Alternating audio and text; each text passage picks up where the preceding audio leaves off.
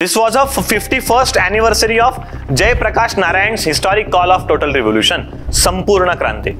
एखादा क्वेश्चन येतो post independence वरती, पण हे इमर्जन्सी लावायच्या अगोदरचे काही इम्पॉर्टंट इव्हेंट्स आहेत. ह्या इमर्जन्सीला सिम्बॉलिक फोटो येतो, तुम्ही पाहिला असणार आहे तो हातकड्यांवाला फोटो. ते हात जॉर्ज फर्नांडिसचे आहेत. 352 आर्टिकल मध्ये, इमर्जन्सीच्या आर्टिकल मध्ये काय होतं? Internal disturbance and external aggression, अनुशासन Parva. The emergency was called as अनुशासन पर्व or era of discipline by Vinoba Bhave.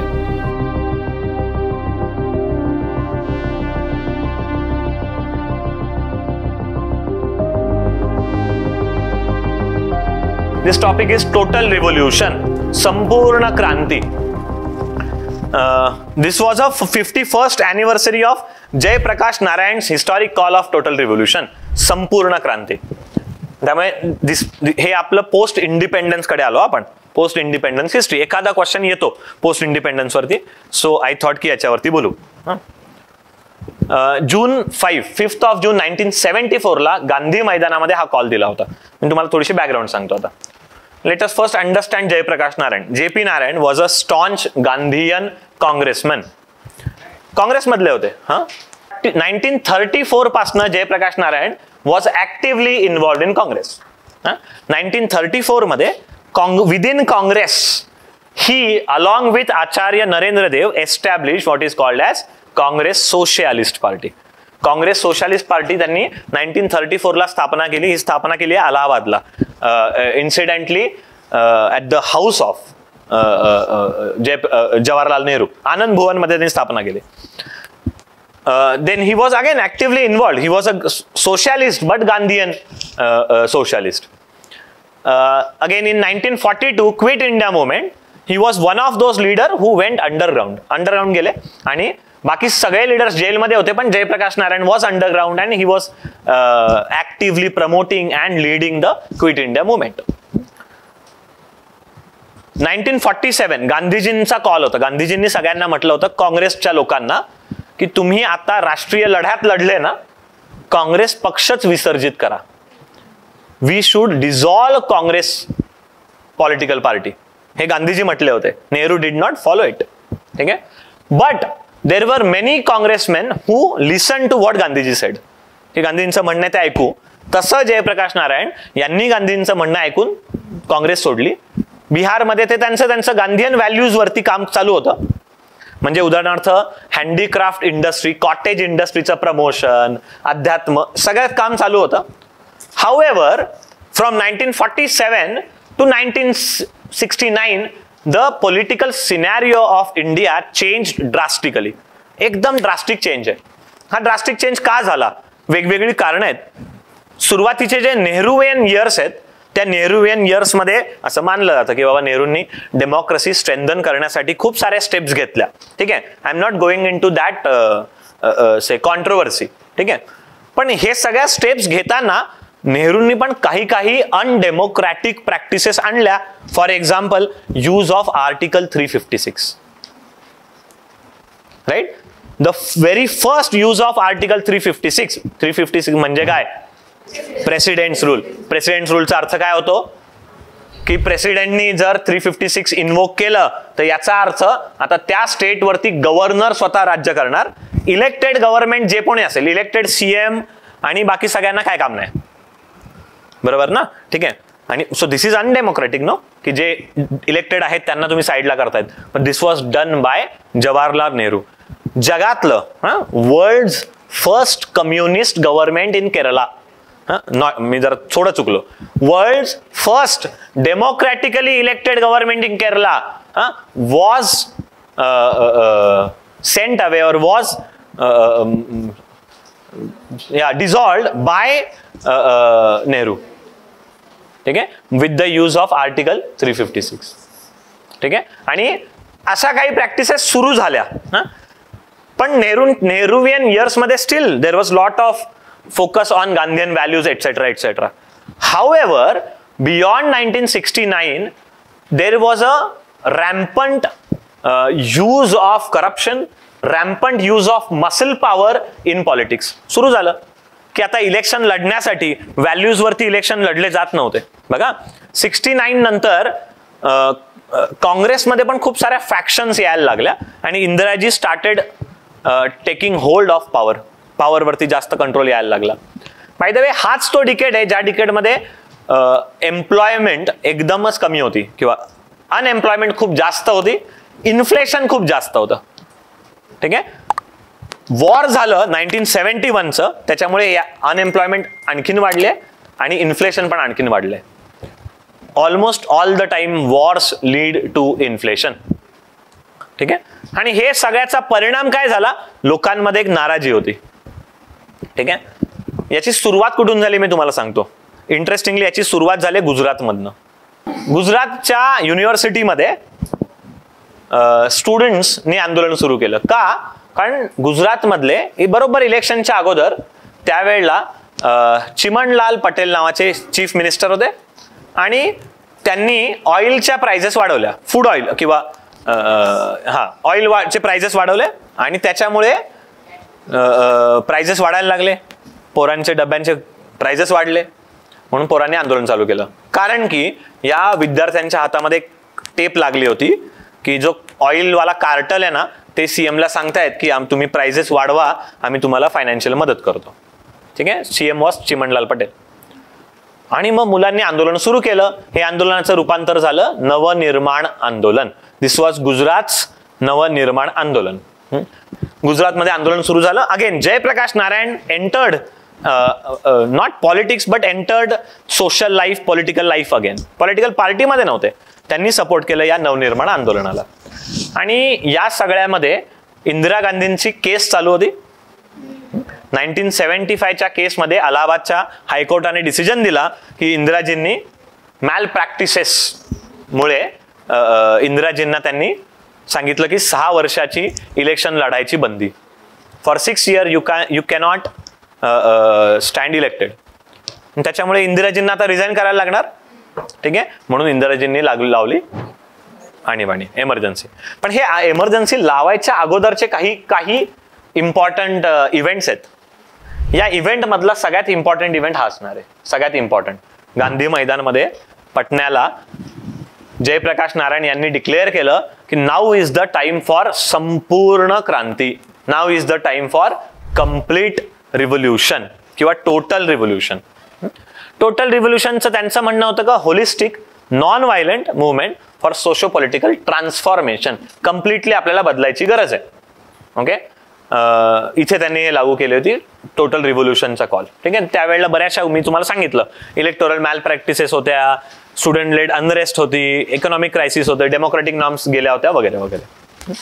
Bye the way Jayaprakash Narayan यांना काय हवं होतं, partyless democracy which was aim of Gandhiji. गांधीजींना पण पार्टीलेस डेमोक्रेसी हवी होती. ठीक आहे. पण इव्हेंच्युअली ऑफकोर्स एमर्जन्सी लागू झाली आणि एमर्जन्सीच्या नंतर जयप्रकाश नारायण यांनी सुद्धा जनता पार्टीला पाठिंबा दिला. हे एमर्जन्सीचा टाइम्स हा व्हेरी इंटरेस्टिंग टाइम्स. म्हणजे not so good times but आपल्याला आता अभ्यास करताना इंटरेस्टिंग वाटतं. खूप सारे लीडर्स त्यावेळेला एमर्ज झाले. हे जयप्रकाश नारायण यांच्याबरोबर त्यावेळेला 3 खूप महत्वाचे लीडर्स एमर्ज झाले. त्यातला एक जण हा अतिशय गरीब घरात नव्हता, एकदम गरीब, बहुत ही गरीब. तो लॉयर झाला. कसा बसा लॉयर झाला होता नॅशनल लॉ कॉलेज पटनामधनं. कसा बसा म्हणजे कळलं असेल तुम्हाला. लॉयर झाला होता पण आणीबाणीचा कॉल आला म्हणून जेपीन बरोबर आंदोलनात आला. ठीक आहे. त्यावेळी त्याला अरेस्ट झाली एमर्जन्सीच्या काळामध्ये. आता अरेस्ट करताना इंदिराजींनी एक कायदा आणला होता. कायद्याचं नाव आहे maintenance of internal security act. Maintenance of internal security act म्हणून या लीडरनी बघा, हा लीडर जेलमध्ये असताना त्यांच्या पत्नीने म्हणजे प्रेग्नंट होत्या आणि मुलगी झाली म्हणून मुलीचं नाव ठेवलं मिसा. कारण हे जेलमध्ये या मिसा ऍक्टच्या अंडर होते म्हणून. दिस गाइज लालूजी हमारे लालू प्रसाद यादव. लालू प्रसाद यादव हे आणीबाणीचे बाय प्रोडक्ट आहेत. दुसरे एक लीडर आले, ते IIT मध्ये इंजिनिअरिंग करत होते, इंजिनिअरिंग कम्प्लीट झालं होतं. जेपींनी त्यांना सांगितलं की या आंदोलनात सहभागी व्हा, म्हणून ते आंदोलनात आले. That was Nitish Kumar.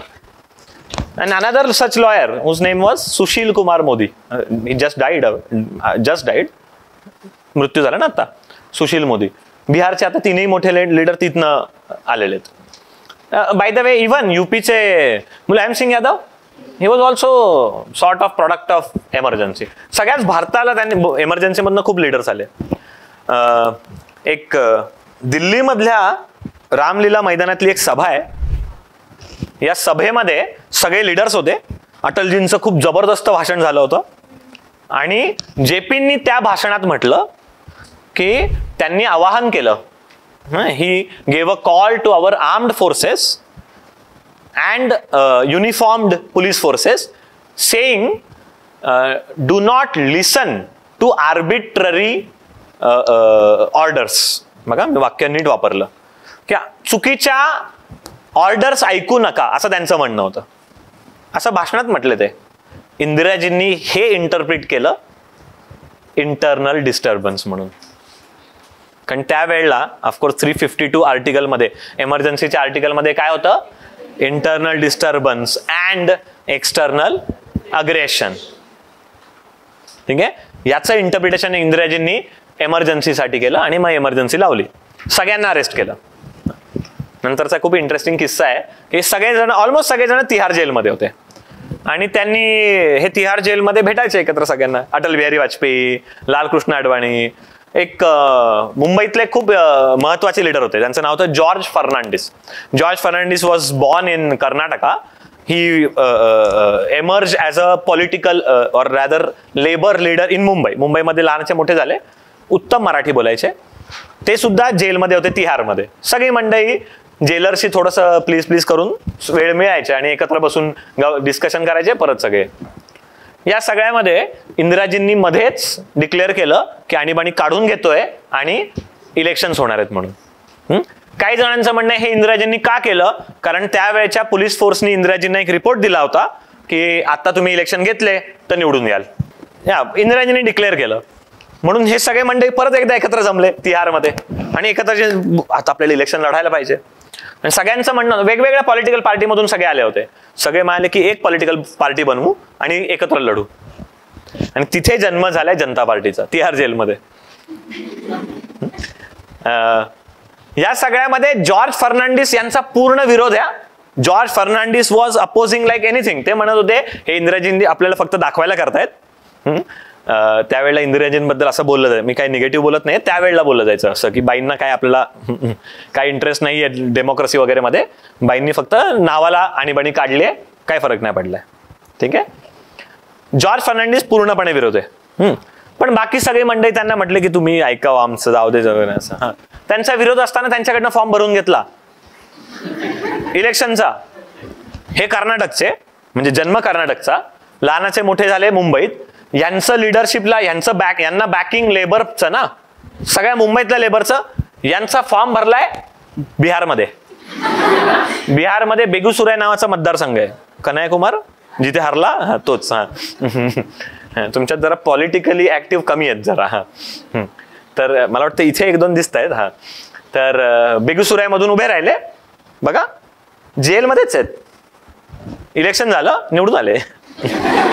That was George Fernandes. Again a very powerful leader. George Fernandes यांना एक खूप छान नाव दिलेलं होतं त्यावेळेला. त्यांना म्हटलं याचं बंद सम्राट.